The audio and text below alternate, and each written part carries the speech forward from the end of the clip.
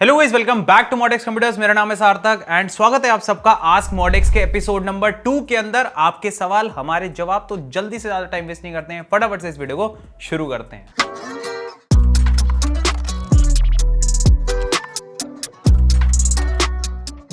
तो जो हमसे सबसे पहला क्वेश्चन पूछा है, ये पूछा है JTGFF जी ने, बड़ा ही यूनिक सा नाम है इनका। इन्होंने पूछा है कि सार्थक भाई, मुझे व्हाइट DDR5 रैम नहीं मिल रही है, आप बताओ कौन सी लेनी चाहिए। एक्चुअली क्या किया, DDR5 रैम की थोड़ी सी मारामारी सी रहती है, मिलती है नहीं मिलती है, मिलती भी है तो फिर बहुत ही लिमिटेड ऑप्शंस रहते हैं। तो व्हाइट में यार एक आती है XPG की लैंसर वाली, वो काफी टाइम जो है स्टॉक में रहती है। आपको हमारे पास भी देख लेना, हमारी वेबसाइट पर अगर अवेलेबल होगी तो वहां पर भी ले सकते हो आप।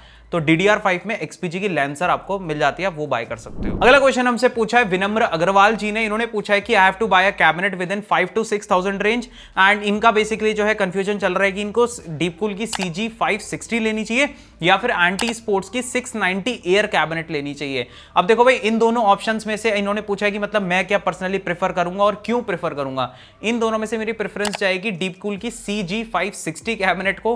वो इसलिए क्योंकि यार देखो, जो इनकी CG वाली जो सीरीज है उसमें एक तो बहुत ही एक अच्छी बिल्ड क्वालिटी आपको देखने को मिलती है। मैं ये नहीं कहूंगा कि एंटी स्पोर्ट 690 की बेकार है, उसकी भी अच्छी है, लेकिन as compare to 690 year CG560 में आपको जो बिल्ड क्वालिटी जो देखने को मिलेगी, मतलब लगेगा कि हाँ भाई क्वालिटी प्रोडक्ट आपने बाय करा है। टेम्पर्ड ग्लास हो गया या फिर जितना भी इसमें मेटल का वर्क कर रखा है, बहुत ही अच्छी क्वालिटी होगी। साथ में एयर फ्लो वाइज भी यार वो कैबिनेट काफी ज्यादा बढ़िया है, और ऐसा नहीं है कि 690 ईयर का कोई खराब है, उसमें भी अच्छा खासा आपको सामने मेश देखने को मिल जाता है। इनफैक्ट आप उसमें जो है साइड में भी 2 इनटेक के लिए अलग से और फैंस लगा सकते हो। बट आपका जो CG560 कैबिनेट है, मैं पर्सनली होता तो उसके साथ में जाता। बिल्ड क्वालिटी भी अच्छी है, डीपकूल जैसे एक अच्छे ब्रांड की तरफ से आती है, और एयर फ्लो भी बढ़िया मिल जाता है। अब अगला क्वेश्चन हमसे जो है काफी बढ़िया पूछा है, ये पूछा है ईवो जी ने। काफी सारे लोगों का जो है ये मतलब सवाल रहता है मेरे से कि डज ओवरक्लॉकिंग या फिर under volting void GPU warranty, and इनके पास जो है 3060 Ti है। तो ये पूछ रहे हैं कि मतलब इनको क्या ओवरक्लॉक वगैरह करना चाहिए या फिर नहीं करना चाहिए, और करने से क्या वारंटी वॉइड हो जाती है उसकी। तो देखो भाई, ऐसा है कि आप चाहे उसको ओवरक्लॉक करो, अंडर वोल्ट करो, कुछ भी करो अपने CPU को या फिर अपने GPU को, ब्रांड को जो है बिल्कुल भी नहीं पता चलता है कि आपने ऐसा कुछ करा भी था, क्योंकि वो कैसे पता लगा लेंगे, वो चीज नहीं पता चल पाती है कि आपने ओवरक्लॉक किया था या फिर नहीं किया था। तो उससे वारंटी वॉइड तो नहीं होती है, बट हाँ, वारंटी किन किन चीजों से वॉइड हो जाती है वो मैं आपको बता देता हूं।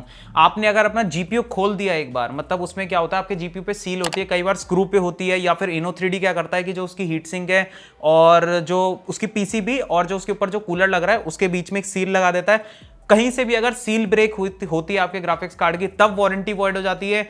या फिर आपको वारंटी किन केसेस में नहीं मिलती, जैसे कि अगर आपका जो GPU है वो बर्न हो गया, किसी भी केस से अगर वो उसके अंदर कुछ बर्न के निशान आ गए या फिर मॉइस्चर आ गया आपके GPU में, उससे GPU जो आपका खराब हुआ है, तो आपको जो वारंटी देखने को नहीं मिलती है। तो हाँ, आप ओवरक्लॉकिंग वगैरह कर सकते हो, उससे वारंटी वॉइड नहीं होती है, कोई दिक्कत वाली बात नहीं है। बस खाली हाँ, जो भी करो थोड़ा सा नॉलेज एंड रिसर्च के साथ में करना, जितना भी ओवरक्लॉक करना हो, मतलब अंधाधुंध कुछ भी मत कर देना, बस थोड़ा सा देख दाख के करना। हालांकि ऐसे PC कंपोनेंट्स आजकल के बहुत ज्यादा स्मार्ट हो गए, ऐसे वो खराब नहीं होते, या तो आपका ऑन ही नहीं होता सिस्टम, अगर आपने कुछ ज्यादा अलग से कोई आपने ओवरक्लॉक लगा दी बहुत ही एक्सट्रीम, या फिर आपका जो सिस्टम है वो क्रैश कर जाता है, पर खराब नहीं होता ऐसे कुछ भी। बट फिर भी जो करो थोड़ा सोच समझ के देख के करना। अगला क्वेश्चन हमसे पूछा है कि bro, is it good to use PCI expansion card for SSD and multiple SSD, will it reduce it speed. ये पूछ रहे हैं कि अलग से ना M.2 एक्सपेंशन वाले कार्ड्स आते हैं, जिसमें कि आप क्या कर सकते हो, अलग से और M.2 SSDs उसमें इंसर्ट करके जो है यूज कर सकते हो। फॉर एग्जांपल, अगर आपके मदरबोर्ड में 2 स्लॉट 3 स्लॉट थे, आपने लगा दी है, उसके बाद भी आपको और NVMe SSD उसके अंदर लगानी है, तो आप क्या कर सकते हो, क्या एक्सपेंशन कार्ड्स आते हैं, आप उसमें जो लगा सकते हो। काफी सारे मदरबोर्ड्स आते हैं, जैसे कि X570 का जो यूनिफाई वाला लाइनअप आता है, उसके अंदर अलग से आता है M.2 एक्सपेंशन वाला कार्ड। तो थोड़े से महंगे मदरबोर्ड में वो अलग से भी देखने को मिलता है, तो ये चीज आप यूज कर सकते हो, कोई दिक्कत वाली बात नहीं है। इससे जो है आपकी स्पीड पे कोई फर्क नहीं पड़ता है। आपकी जो नॉर्मल जो आपके M.2 स्लॉट्स होते हैं NVMe के, उसमें जो भी डेटा ट्रांसफर होता है वो भी आपका PCI लेंस के थ्रू होता है, एंड जो जब आप उसमें एक्सपेंशन कार्ड में लगा के यूज करते हैं तो भी PCI लेंस के थ्रू ही आपका जो है डेटा जितना भी होता है वो ट्रांसफर होता है। तो कोई दिक्कत वाली बात नहीं, आप यूज कर सकते हो, बिल्कुल भी स्पीड में कोई इश्यूज आपको देखने को नहीं मिलेंगे। अगला क्वेश्चन हमसे पूछा है देवज सरोज जी ने। इन्होंने पूछा है कि 2060 सुपर और 3060, because I have seen 2060 super perform almost the same in most games and 2060 super is also affordable, 3060 is little expensive। देखो ऐसा है कि मैं आपको बताता हूं, 2060 सुपर और 3060 के बीच में जो है बहुत ज्यादा फर्क नहीं है, बट हाँ थोड़ा बहुत फर्क आपको फिर भी देखने को मिल जाता है। जैसे कि आप अगर जैसे ऑनलाइन जाओ, थोड़ा सा बेंचमार्क्स को देखो, मुझे ये नहीं पता कि आपने ये क्यों कहा है कि मतलब ऑलमोस्ट बराबर, थोड़ा बहुत फर्क है वैसे इन दोनों के बीच में। आप अगर देखोगे तो अच्छा खासा 10 FPS का जो है फर्क आ जाता है अगर आप 2K पे खेल रहे हो या फिर 1080p पर खेल रहे हो, 10-15 FPS का फर्क आ जाता है, जो कि 3060 थोड़ा सा आगे निकल जाता है उससे। तो वो चीज़ एक थोड़ी सी उसमें जो है इस वजह से वो थोड़ा सा आपको एक्स्ट्रा कॉस्ट करता है। साथ ही साथ आपको 3060 के साथ में क्यों जाना चाहिए, एक तो उसमें आपको जो है 12 GB ऑफ VRAM देखने को मिल रही है। ये तो नहीं कहूंगा कि हाँ 12 GB का पूरा यूज कर पाओगे गेमिंग में, बट ये जरूर बोलूंगा कि मैं कि आपके कुछ कुछ वर्कलोड ऐसे हो सकते हैं, जैसे कि प्रोडक्टिव कुछ स्पेसिफिक वर्कलोड हो सकता है जिसमें कि वो VRAM आपको जो है एक्स्ट्रा बेनिफिट जो है प्रोवाइड कर सकती है। प्लस 3060 क्योंकि न्यूअर जनरेशन का कार्ड है, एम्पियर आर्किटेक्चर में आता है, अपना 3000 सीरीज के अंदर आता है, तो वो 2060 सुपर से न्यूअर जनरेशन का कार्ड है। इफ इन केस अगर आने वाले 2 साल बाद, 3 साल बाद, 4 साल बाद आपने कभी सोचा कि यार मैं अपने जो है कार्ड को अपग्रेड करूं, तो उसकी एक थोड़ी सी बेटर आपको रीसेल वैल्यू देखने को मिलेगी क्योंकि वो थोड़ा सा न्यूअर जनरेशन का कार्ड है। तो ये फैक्टर भी जो है आपको कंसिडर करके चलना चाहिए। तो दोनों की जो प्राइस है ना 2060 सुपर की और 3060 की, उसमें लगभग 3 से लेके 4000 रुपए का फर्क है। तो मेरे हिसाब से यार वर्थ इट रहेगा। थोड़े से फ्रेम रेट भी आपको ज्यादा देखने को मिलते हैं, एक्स्ट्रा VRAM देखने को मिलती है, नई आर्किटेक्चर के ऊपर बेस्ड है, तो आपका जो है पावर कंजम्पशन भी उस कार्ड का थोड़ा कम रहता है। और प्लस न्यूअर जनरेशन का है, तो कभी सेल ऑफ करना हो तो बेटर वैल्यू फॉर मनी देखने को मिलेगी। तो इसलिए आपको 3060 कंसिडर करना चाहिए। या फिर अगर उतना बजट ना हो 3060 जितना, तो 2060 सुपर की अराउंड वाली प्राइस में ना आपको RX 6600 भी देखने को मिल जाता है AMD का, तो आप उसके साथ में भी जा सकते हो। अब अगला क्वेश्चन हमसे पूछा है डिजास्टर ऑफिशियल भाई ने। अब जैसा इनका नाम है ना ऐसे ही इनका सवाल है, तो इन्होंने पूछा है कि क्या 4 लाख का पीसी न्यूक्लियर बॉम्ब सर्वाइव कर सकता है, एटलीस्ट बुलेट प्रूफ तो होगा। भाई मैं आपको बताता हूं, जो 4 लाख रुपए के पीसी होते हैं ना, उसमें एक स्पेशल बटन जो है वो एम्बेड किया जाता है। बेसिकली क्या होता है, जब आप उसको प्रेस करते हो ना, तो 1000 किलोमीटर के रेडियस में जितना भी सारा जो भी होता है सब खत्म हो जाता है। अगला क्वेश्चन हमसे पूछा है गोल्डन मिथ भाई ने पूछा है कि अगर कोई जो है स्ट्रीमिंग करता है, गेमिंग करता है, प्रोडक्टिविटी करता है, तो उसको कौन से ग्राफिक्स कार्ड के साथ में जाना चाहिए? उसको RX 6700 XT के साथ में जाना चाहिए या फिर उसको जाना चाहिए RTX 3060 Ti के साथ में? अब देखो भाई, यहां पर अगर मैं पर्सनली बताऊं, ठीक है, कि अगर मैं होता, गेमिंग करनी हो, स्ट्रीमिंग करनी हो और एडिटिंग करनी हो, तो मैं पर्सनली जाता RTX 3060 Ti के साथ में। अब क्यों? लेकिन मतलब दोनों तरह से बताता हूं। अगर आपका सिर्फ गेमिंग का वर्कलोड है तो मैं जाता 6700 XT के साथ में, क्योंकि हमें यहां पर प्रोडक्टिव काम भी करना है, हमें एडिटिंग भी करनी है, तो इसलिए मैं जाता फिर 3060 Ti के साथ में, क्योंकि रेंडर टाइम्स जो है ना वो 3060 Ti के साथ में बेटर देखने को मिलते हैं। और 6700 XT और 3060 Ti ऑलमोस्ट जो है सिमिलर से ही परफॉर्म करते हैं। प्राइसिंग भी दोनों की लगभग जो है सिमिलर सी हमें देखने को मिल जाती है, लेकिन 6700 XT कुछ कुछ गेम्स में आगे भी निकल जाता है, तो इस वजह से मैं थोड़ा सा उसको एज ज्यादा देता गेमिंग के लिए। लेकिन क्योंकि प्रोडक्टिव काम भी करना है, तो रेंडर टाइम्स क्योंकि 3060 Ti के साथ में बेटर मिलते हैं, और थोड़ा सा अगर आप स्ट्रीमिंग गेमिंग भी करो तो वो एनवीडिया ब्रॉडकास्ट सॉफ्टवेयर वगैरह उसमें भी थोड़ा सा हेल्प मिल जाता है, तो उसका सपोर्ट क्योंकि एनवीडिया के साथ में देखने को मिलता है, तो मैं 3060 Ti उस केस में प्रेफर करूंगा। ओवरऑल शायद मैंने कंफ्यूज कर दिया, कहना ये चाह रहा हूं कि अगर स्ट्रीमिंग, एडिटिंग, गेमिंग तीनों काम करना है तो 3060 Ti के साथ में जाओ। अब अगला क्वेश्चन हमसे पूछा है, इन्होंने एक नहीं बल्कि इन्होंने 3 क्वेश्चन पूछे हैं। ये पूछे हमारे वरुण भाई ने पूछा है कि आपके पीसी के शिपिंग चार्जेस कितने हैं? तो हम लोग जो है चार्ज करते हैं 1790 रुपीज, या फिर आप इसको 1800 रुपीज भी कह सकते हो। इसमें आपका जो है पैकिंग, शिपिंग एंड इंश्योरेंस तीनों चीजें जो है इसके अंदर कवर होती है। इफ इन केस अगर आपके सिस्टम में कोई भी डैमेज होता है शिपिंग में, वैसे होता नहीं है हमारे सिस्टम में बिल्कुल भी, मतलब हम जो भी पैकिंग वैकिंग करके देते हैं काफी बढ़िया करके देते हैं, बहुत ही रेयर केस में कभी कुछ ऐसा हो जाता है, वरना नहीं होता है। अगर इफ इन केस हो भी जाता है तो वो सारा जो है आपका उसके अंदर कवर हो जाता है 1800 रुपीज में। इसमें पैक भी हो जाता है, शिप भी हो जाता है, प्लस इंश्योरेंस भी हो जाता है। तो वर्थ इट है यार, मतलब आपके घर बैठे बैठे आपका पीसी आ रहा है घर पे, उसके लिए अगर आप 1800 पे कर रहे हैं तो आई डोंट थिंक सो कि कोई ज्यादा अमाउंट है।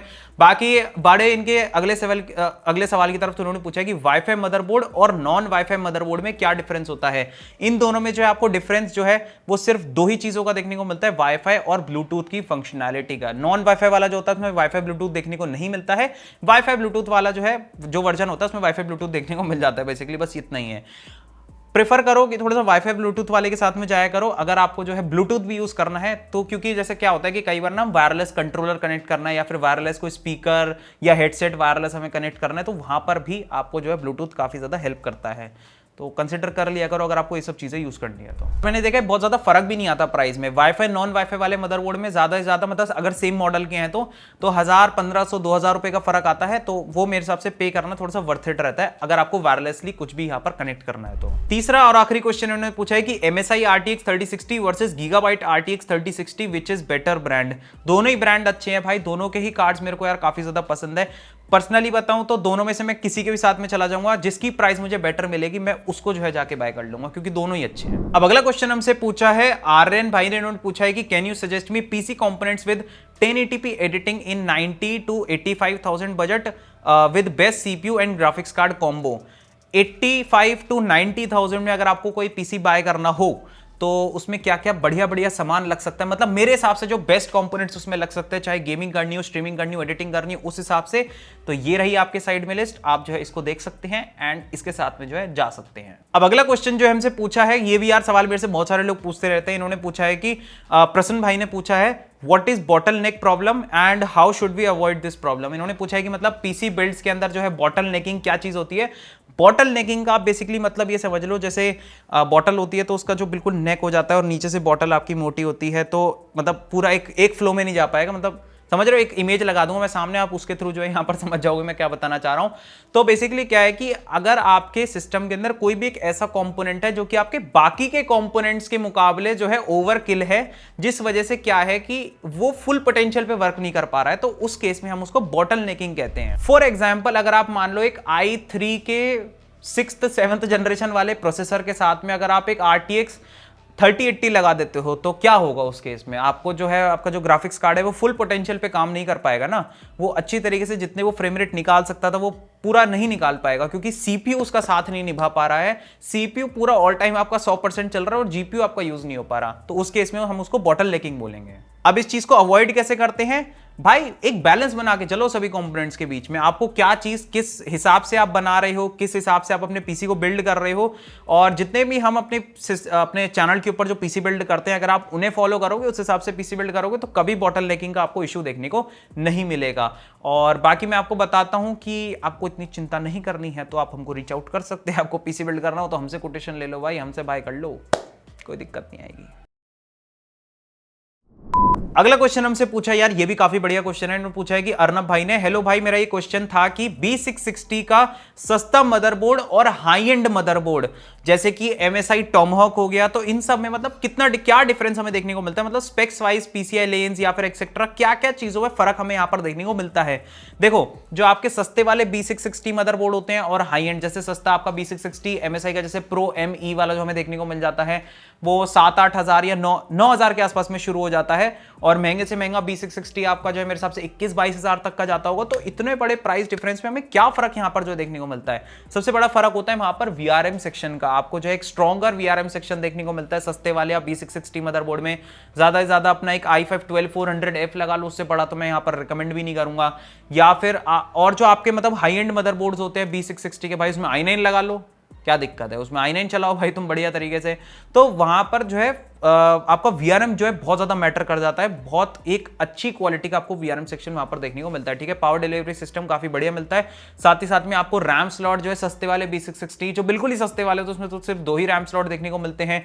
महंगे B660 मदरबोर्ड के अंदर आपको 4 रैम स्लॉट, ज्यादा सेटा पोर्ट्स आपको देखने को मिलेंगे, बेटर ऑडियो कोडेक आपको देखने को मिलेगा, और वाईफाई ब्लूटूथ की फंक्शनैलिटी भी जो है उसके अंदर एड ऑन हो जाती है काफी बार अगर आप वही वाला मॉडल वहां पर जो है बाय कर रहे हो। साथ ही साथ में आपको बेटर एंड एक फास्टर लैन कंट्रोलर वहां पर देखने को मिलता है। आपके ARGB हेडर उसमें ज्यादा हो जाते हैं, आपके फैन हेडर्स हो गए वो भी आपको थोड़े से वहां पर जो है ज्यादा देखने को मिलते हैं। तो ये सब जो कुछ फीचर्स हैं ये सब ऐड ऑन हो जाते हैं वहां पर, जो कि आपको काफी हेल्प करते हैं। बट अगर आपको इन सब चीजों की बहुत ज्यादा जरूरत नहीं है, आपको लग रहा है कि हाँ बेसिक मदरबोर्ड में काम हो जाएगा, नॉर्मल एक i5 प्रोसेसर आपको चलाना है और ज्यादा रैम स्लॉट भी नहीं चाहिए, क्योंकि फ्यूचर अपग्रेडेबिलिटी अगर आपको नहीं चाहिए तो आप सस्ते के साथ में भी जा सकते हैं, ऐसी कोई दिक्कत नहीं है। अब अगला क्वेश्चन हमसे पूछा है सिंह भाई ने, इनका जो पीछे वाला नाम है वो समझ में नहीं आ रहा, तो सिंह भाई, तो इन्होंने पूछा है कि have been following your channel from a long time and want to build a PC from your website but still have less idea about what UPS is best for a 750 watt PSU और any other power backup system, क्या recommend करते हैं। तो ये पूछना है कि इनको 15-20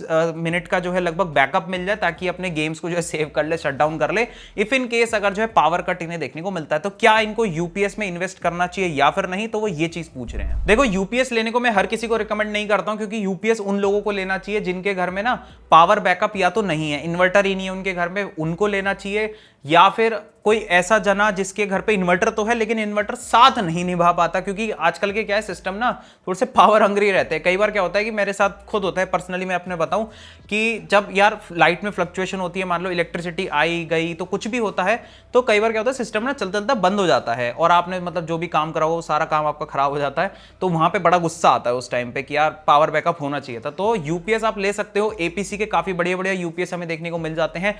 पर्सनली मैं भी यार अपने काफी सारे टीम मेंबर्स को यूपीएस दे रखे हैं मैंने, एपीसी का आता है जो कि मैंने 650 वॉट वाला ले रखा है, जो कि काफी सही काम चलवा देता है। और हाँ, इस मिथ को थोड़ा सा बाहर निकाल दो, कभी आप सोच रहे हो कि आप 750 वॉट की पावर सप्लाई यूज कर रहे हो तो उस हिसाब से आपको यूपीएस लेना है, नहीं, आपके सिस्टम की क्या पावर कंजम्पशन है आपको उस हिसाब से लेना है। पावर सप्लाई अगर 750 वॉट की है तो इसका मतलब ये नहीं होता कि आपका सिस्टम ऑन होते ही वो 750 वॉट आपके वॉल सॉकेट से पुल करना शुरू कर देती है, ऐसा नहीं होता। आपके सिस्टम की जितनी डिमांड होती है उस टाइम, कितना पावर आपका जो सिस्टम डिमांड कर रहा है वो उस हिसाब से पावर को पुल करती है, तो उस हिसाब से आपको यूपीएस लेना होता है। हम एक 3070 और i7 12700 का सिस्टम चला रहे हैं जिसपे मैंने 650 वॉट के लोड तक की जो पावर वो है यूपीएस है वो लगा रखा है हमने, तो वो भी बढ़िया चलता है। एपीसी का आता है, अमेजोन से लिया था, कहोगे तो लिंक नीचे डिस्क्रिप्शन के अंदर छोड़ दूंगा, अमेजोन से ले सकते हो उसको। 8-8,500 के आसपास में आता है और बहुत बढ़िया है। 15-20 मिनट भाई आराम से चल जाता है। जब हम एडिटिंग कर रहे होते हैं अपने सिस्टम के ऊपर, आराम से अपना जो है उसको सेव कर लेते हैं, शटडाउन भी कर लेते हैं, या फिर कुछ और भी यूज करना हो तो यूपीएस पे भी चल जाता है सिस्टम,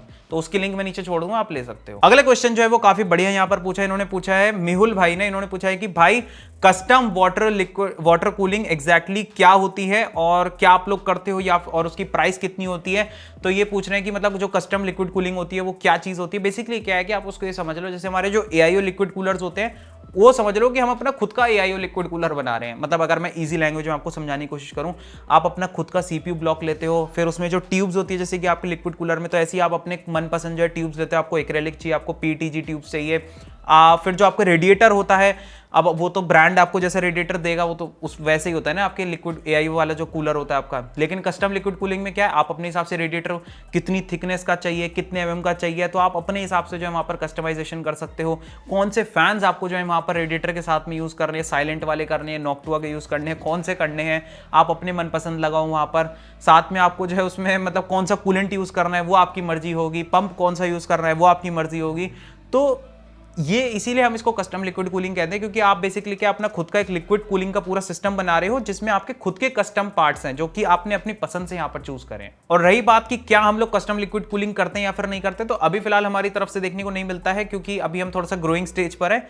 ले आएंगे वो भी आपके लिए, चिंता मत करें, थोड़ा सा ऐसी सपोर्ट बना के रखे तो कस्टम लिक्विड कूलिंग सिस्टम्स भी आपको हमारी तरफ से देखने को जरूर मिलेंगे। बाकी प्राइस के बारे में बात करें तो बहुत महंगा होता है। अगला और आखिरी क्वेश्चन जो हमसे पूछा है वो पूछा है हर्षित भाई ने पूछा है कि पिछली बार मेरा क्वेश्चन नहीं लिया था और इट्स ओके। क्वेश्चन इज कि आपका स्टोर कहीं और पे बन सकता है क्या, न्यू प्लेस ये पूछ रहे हैं, मतलब कि कहीं और क्या हम अपना स्टोर ओपन करेंगे या फिर नहीं करेंगे। तो बिल्कुल करेंगे ब्रदर, हमारा जो है प्लान चल रहा है कि हम दिल्ली में जो है यहाँ पर शायद एक्सपैंड कर सकते हैं, थोड़ा टाइम लगेगा भले ही उसके अंदर, बट करेंगे जरूर। तो दिल्ली में भी आ जाएंगे और सपोर्ट रहा तो दिल्ली छोड़ो भाई, पूरे इंडिया में अलग अलग जगहों पे स्टोर्स खोलेंगे, आपके घरों के पास में स्टोर खोलेंगे, तो क्यों चिंता कर रहे हो, ऐसी सपोर्ट बना के रखो। तो यही था पूरा यार हमारा आस्क मॉडेक्स का एपिसोड नंबर 2। आपको कैसा लगा नीचे हमें कमेंट सेक्शन में जरूर बताना। चैनल को हमारे सब्सक्राइब जरूर कर लेना ऐसी बढ़िया बढ़िया वीडियोस के लिए। बाकी आपको भी अगर कोई ऐसी कमाल का पीसी बाय करना हो तो स्क्रीन पर जो आपको हमारा नंबर देखने को मिल जाएगा 7011805001। आप हमारी टीम को रीच आउट कर सकते हो, अपना बजट बता सकते हो और आप जो हमारी टीम है आपको अच्छी तरीके से गाइड कर देगी कि आपके बजट आपके रिक्वायरमेंट्स के हिसाब से कौन सा पीसी आपको लेना चाहिए। बाकी हमारी वेबसाइट भी है जो कि modexcomputers.com, वहां पर आपको प्रीबिल्ड पीसी, कस्टम पीसी दोनों ही ऑप्शन देखने को मिल जाता है। आप अपने हिसाब से जो है वहां पर प्रीबिल्ड पीसी बाय कर सकते हो अपने बजट के हिसाब से, या फिर कस्टम पीसी के ऑप्शन के अंदर जाकर के अपने हिसाब से पार्ट्स को सिलेक्ट करके डायरेक्टली वहां से भी ऑर्डर प्लेस कर सकते हो। और एक बहुत ही बढ़िया फीचर हमारी वेबसाइट के ऊपर देखने को मिल जाता है जो कि है 10% वाला। आप सिर्फ 10% में अपने पीसी की बुकिंग कर सकते हो चेकआउट वाले पेज पे जो आपको ऑप्शन देखने को मिल जाता है। एंड बस यही था यार सब कुछ इस वीडियो के लिए। तो मिलेंगे ऐसे एक और नई वीडियो के अंदर एक और नए कमाल के टॉपिक के साथ में। तब तक के लिए थैंक्स फॉर वॉचिंग।